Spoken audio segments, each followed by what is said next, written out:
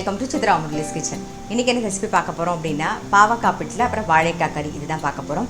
அதுக்கு வந்து நான் குக்கரில் வந்து எண்ணெய் விட்டுருக்கேன், அது நல்லா காஞ்சிடுது. ஸோ முதல்ல வந்து பாவக்காய் பிட்லைக்கு ரெடி பண்ணிக்கலாம். கொஞ்சம் கடுகு, 2 வெந்தயம்,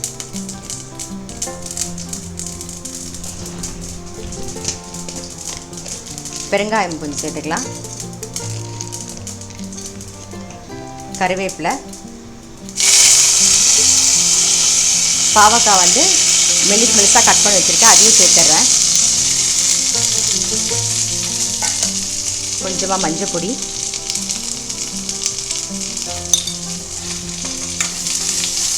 பாவக்காய் இந்த எண்ணெயில் ஒரு 2 நிமிஷம் வதங்கட்டும். அதுக்குள்ளே வந்து பிட்லைக்கு என்ன வறுத்து அரைச்சிக்கணுமோ அதை வந்து நம்ம இந்த பக்கம் வறுத்துக்கலாம்.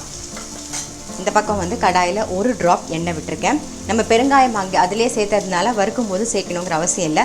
காரத்துக்கு ஒரு 3 வரமிளகா, 2 டீஸ்பூன் தனியா, 1 டீஸ்பூன் கடலைப்பருப்பு, 1/2 டீஸ்பூன் வந்து பச்சரிசி. ஃபஸ்ட் இதை வறுத்துப்போம்.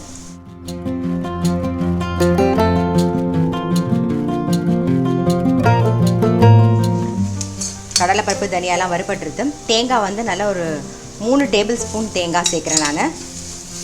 தேங்காய் லைட்டாக அந்த ஈரப்பதம் போனால் போதும், ரொம்ப வறுக்கணுங்கிற அவசியம் இல்லை.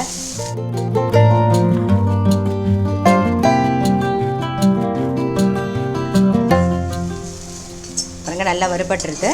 தேங்காயோட ஈரப்பதம் போயிடுது. மிக்சி ஜாரில் மாற்றிடுறேன். ஆறினோடனே நம்ம அரைச்சிக்கலாம். இதே கடாயிலே வந்து வாழைக்காய் கறி பண்ணிக்கலாம். வாழைக்காய் வந்து பொடி போட்ட கறி தான் பண்ண போகிறோம். ஸோ அதுக்கு என்னென்ன வறுத்துருக்கேங்கிறதையும் சொல்லிடுறேன் நான். இன்கே ஆல்ரெடி நீங்கள் கறி பொடி வச்சுருந்தீங்கன்னா அதையும் யூஸ் பண்ணிக்கலாம். அப்படி இல்லை கொள்ளு பொடி அரைச்சி காமிச்சிருப்பேன், அந்த கொள்ளு பொடி கூட நீங்கள் யூஸ் பண்ணிக்கலாம். ஸோ இப்போ எண்ணெய் விட்டுக்கலாம்.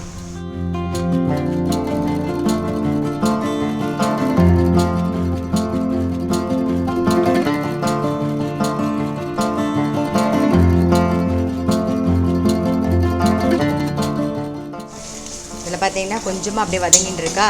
இந்த சமயத்தில் வந்து எண்ணெயில் கொஞ்சம் வதங்கிடுது. கொஞ்சம் புளி தண்ணி சேர்த்துக்கலாம். ஒரு சின்ன நெல்லிக்காய் சைஸில் புளி கரைச்சி வச்சுருக்கேன்.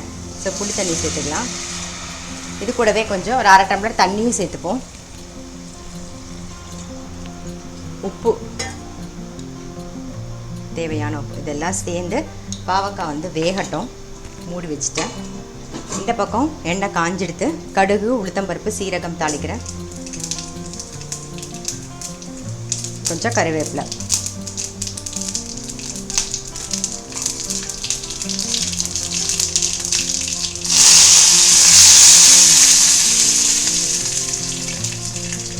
வாழைக்காய் வந்து கட் பண்ணி வச்சுருக்கேன். ஸோ அதையும் சேர்த்துறேன்.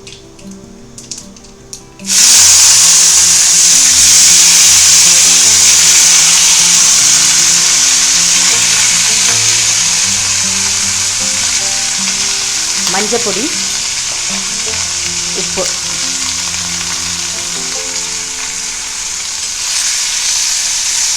நல்லா மிக்ஸ் பண்ணிவிட்டு சிம்மில் வச்சு மூடி வச்சிடலாம். வேகட்டும்.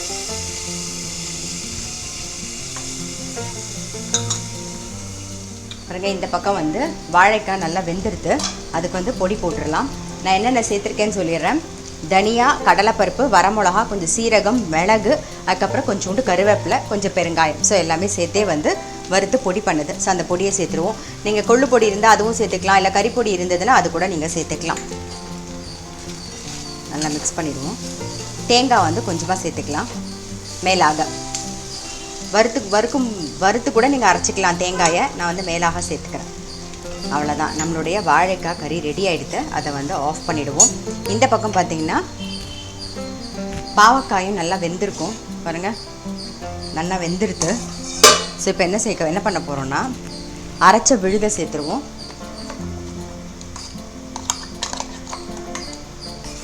அரைச்ச விழுது, அதுக்கப்புறம் வேர்க்கடலை வந்து வேக வச்சு ரெடியாக எடுத்து வச்சுருக்கேன். ஸோ ஒரு கைப்பிடி வேர்க்கடலை வேக வச்சு வச்சுருக்கேன், அதையும் இப்போ சேர்த்துட்றேன்.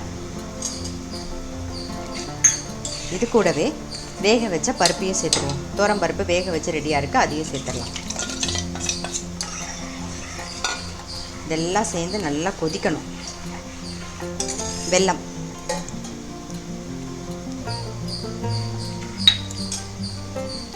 இதெல்லாம் அலம்பி விட்டுற வேண்டியதான்.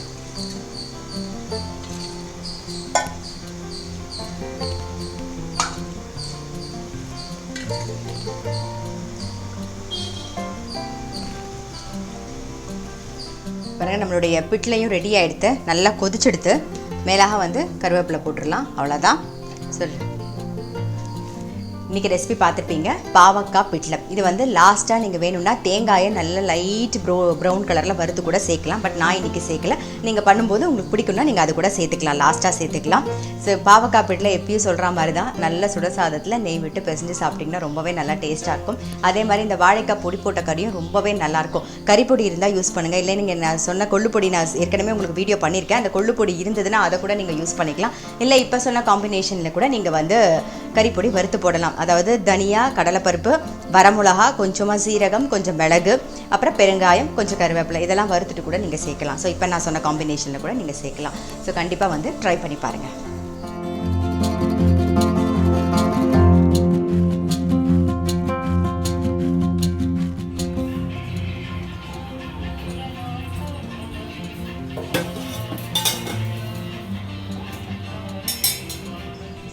இப்போ அடுத்து என்ன ரெசிபி பார்க்க போகிறோம் அப்படின்னா, டிஃபன் ரெசிபி தான்.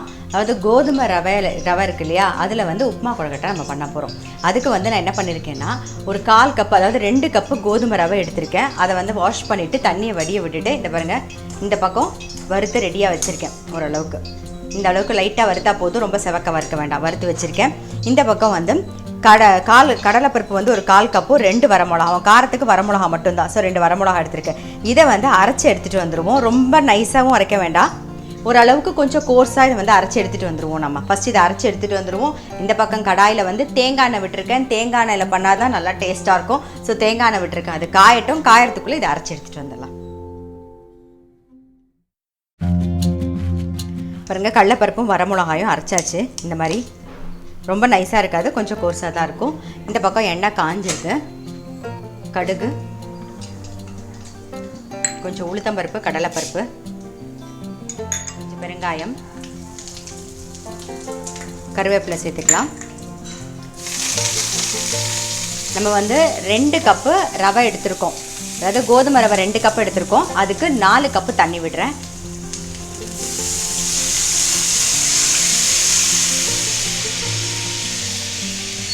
உப்பையும் சேர்த்துடலாம். நம்ம அரைச்ச விழுது இருக்கு, அதையும் சேர்த்துருவோம். இது வதக்கணுங்கிற அவசியம் கிடையாது. இப்போ இதுக்கும் சேர்த்து தகுந்த மாதிரி உப்பு சேர்த்துடலாம். நம்ம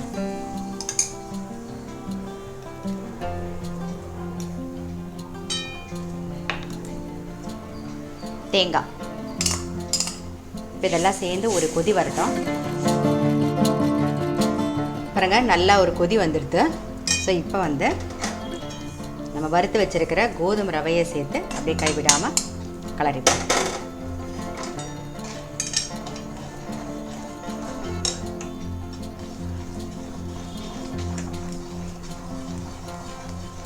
எப்படி ஆவியில் தான் வேக வைக்க போகிறோம். ஒரு 2 நிமிஷம் அப்படியே மூடி வச்சுருவோம். அப்படியே வேகட்டும்.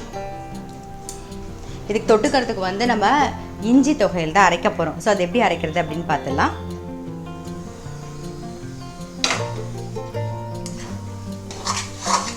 பாருங்கள், நல்லா சேர்ந்தாப்பில் வந்துடுது. ஸோ அப்படியே ஆஃப் பண்ணிவிடுவோம். கொஞ்சம் ஆறுனதுக்கப்புறமா நம்ம வந்து கொழுக்கட்டை பிடிச்சிக்கலாம். ஆறட்டும். பாருங்கள், உப்புமா கொழுக்கட்டைக்கு கலரினுமா ஓரளவுக்கு நல்லா ஆறிடுது. இன்னும் கொஞ்சம் ஆறட்டும். அதுக்குள்ளே நம்ம வந்து தொட்டுக்கிறதுக்கு ரெடி பண்ணிவிடுவோம். நாம் இங்கே பாருங்கள், இஞ்சி வந்து ஒரு 50 கிராம் எடுத்திருக்கேன். ஒரு பெரிய டேபிள் ஸ்பூனில் வந்து வெல்லம், ஒரு சின்ன நெல்லிக்காய் சைஸில் வந்து புளி, ஒரு 2 டேபிள் ஸ்பூன் வந்து தேங்காய், அப்புறம் தேவையான உப்பு சேர்க்க போகிறோம். இது எல்லாத்தையும் சேர்த்து நம்ம வந்து மொத்தமாக அரைச்சிடலாம். இஞ்சியும் புளியும் சேர்த்து அரைச்சிக்கிறேன்.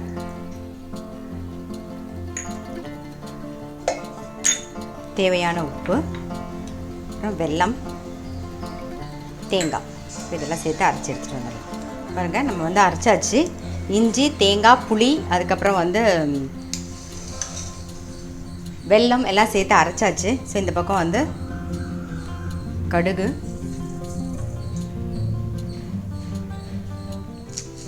பாருங்கள் கடுகு வெடிக்கிறதுக்குள்ளே நம்ம வந்து இஞ்சிலே ஒரு காரம் இருக்கும். நம்ம வந்து பச்சை மிளகா ஒரே ஒரு பச்சை மிளகா தாளிச்சு கொட்ட போகிறோம், அவ்வளோதான். கொஞ்சம் கடுகு, கடுகு ஏற்கனவே வெடிச்சுட்டு இருக்கு.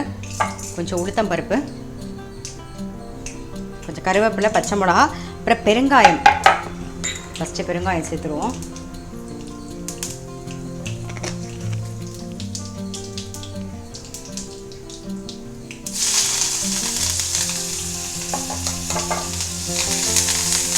நம்ம அரைச்ச விழுதை சேர்த்துடலாம். கொஞ்சமாக மிக்ஸி ஜாராலுமே தண்ணி விட்டுப்போம். ரொம்ப கெட்டிமாக இருந்தாலும் நம்ம வந்து அந்த உப்புமா கொழுக்கட்டைக்கு தொட்டுண்டு சாப்பிட முடியாது, அதனால் கொஞ்சம் தண்ணி விட்டுக்கலாம். அவ்வளோதான், கொஞ்சம் தளர இருக்கட்டும். நாங்கள் நல்லா கொதிச்சுடுது. ஸோ ஆஃப் பண்ணிடலாம். இதை ஓரமாக வச்சுருவோம். அடுத்தது உப்புமா கொழுக்கட்டைக்கு ரெடி பண்ணியிருந்தது வந்து நல்லா ஆறி இருக்கும். ஸோ நம்ம வந்து அதை வந்து உருட்டிக்கலாம். அதுக்குள்ளே இட்லி பானையும் இந்த பக்கம் வச்சுருவோம். தண்ணி விட்டுருக்கேன். ஸோ அதை கொதிச்சுன்னு இருக்கட்டும்.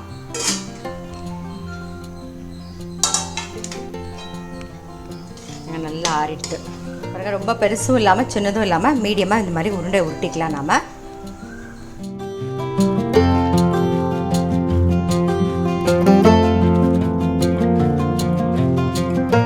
எல்லா உருண்டையும் உருட்டின்ட்டோம். நம்ம வச்சிடலாம். தண்ணியும் நல்லா கொதிச்சிடுச்சு.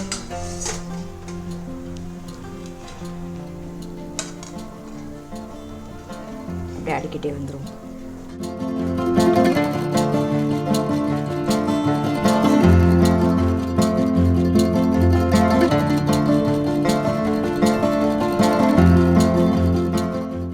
வச்சுருவோம். வெந்ததுக்கப்புறம் பார்க்கலாம். ஒரு 10 நிமிஷம் ஆகட்டும், 10 நிமிஷம் வேகட்டும், அதுக்கப்புறமா நம்ம பார்க்கலாம். பாருங்க 10 நிமிஷம் ஆயிடுத்து. நம்மளுடைய கோதுமை ரவை உப்புமா கொழுக்கட்டையும் ரெடி ஆயிடுது.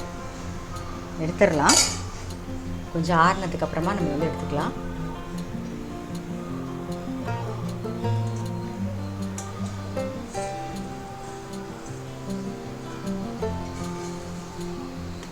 ஆறட்டும். பாருங்கள் கோதுமை ரவை உப்புமா கொழுக்கட்டை ரெடி. அதுக்கு வந்து அந்த இஞ்சி தொகையில் தொட்டுன்னு சாப்பிட்றதுக்கு ரொம்பவே நல்லா டேஸ்ட்டாக இருக்கும். கொஞ்சம் தளர பண்ணிக்கோங்க. ஏன்னா வந்து இது கொஞ்சம் இதுவாக இருக்கிறதுனால தளர இருக்கும்போது நல்லாயிருக்கும். ஸோ கண்டிப்பாக வந்து ட்ரை பண்ணி பாருங்கள். இன்றைக்கி வீடியோ பார்த்துருப்பீங்க. உங்கள் எல்லாருக்குமே ரொம்ப பிடிச்சிருக்கும். நான் அடுத்த வீடியோவில் சந்திக்கிறேன்.